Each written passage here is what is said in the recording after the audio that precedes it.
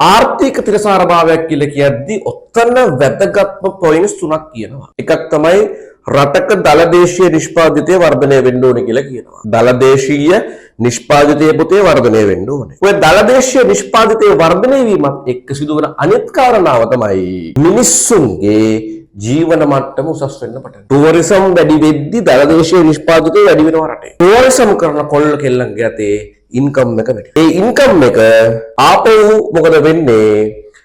මෝටර රථ කර්මාන්තයේ කෙරේ බලපානවා. ඒගොල්ලන්ගේ ආදායම ඉහළ යනවා. ඒක නිසා රටකට කරන්න තියෙන එකම දේ තමයි දලදේශීය නිෂ්පාදිතය වර්ධනය කරගන්නවා. දලදේශීය නිෂ්පාදිතය වර්ධනය වෙද්දී සිදුවන අනෙක් කාරණාව තමයි මිනිස්සුන්ගේ අතේ සල්ලි ටික වැඩි වෙනවා. මිනිස්සුන්ගේ ජීවන මට්ටම මොනවද පුතේ? උසස් වෙනවා. ඔන්න ඔය කාරණාවත් මතක තියාගෙන අඩු. පාරිසරික තිරසාරභාවයේදී හරි ලස්සනට කියනවා මෙන්න මේ කාරණාවන් කිහිපය. ෆෝවාර් කොන්සෙප්ට් එක මතක් වෙන්න ඕනේ ඕගොල්ලන්ට. ඒක පැත්තකින් තියාගන්න. පාරිසරික තිරසාරභාවයේදී කියනවා වාතය, ජලය, ආහාර සහ නවාතය. මූලික මිනිස් අයිතිවාසිකම් ටික, අවශ්‍යතා ටික. ඒක අයිතිවාසිකමක්. සැලසෙන අයුරින් සංවර්ධනයන් කටයුතු කරන්න. ආර්ථික වශයෙන් තිරසාරුණට වැඩක් නැහැ. අපි කන්නේ විස ආහාර නම්. ආර්ථික වශයෙන් තිරසාරුණට වැඩක් නැහැ.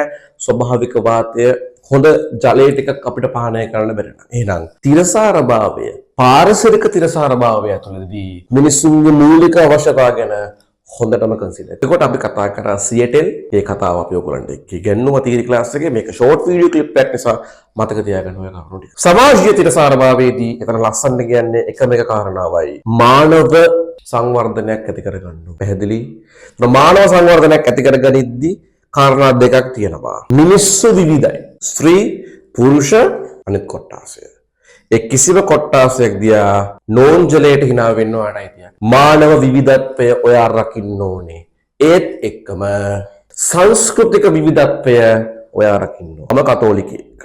වෙසක් වෙනවා අපි දන්සලක්. ඇසල පෙරහැරට, දළදා පෙරහැරට කතෝලික අපිත් ආදරේ. මුස්ලිම් කට්ටිය ඒගොල්ලෝ නෝම්බි අරිද්දී ඒගොල්ලෝ අපිටත් කරක් දෙනවා. ඒගොල්ලන්ගේ කෑම බීම නේ බුරියානි වටලා. සංස්කෘතික විවිධත්වයක්. ඒ විවිධත්වයට ඔබ මොන ආගමක සිටියත් ඒක පොසිටිව් බලන්න ඕනේ. පැහැදිලිද?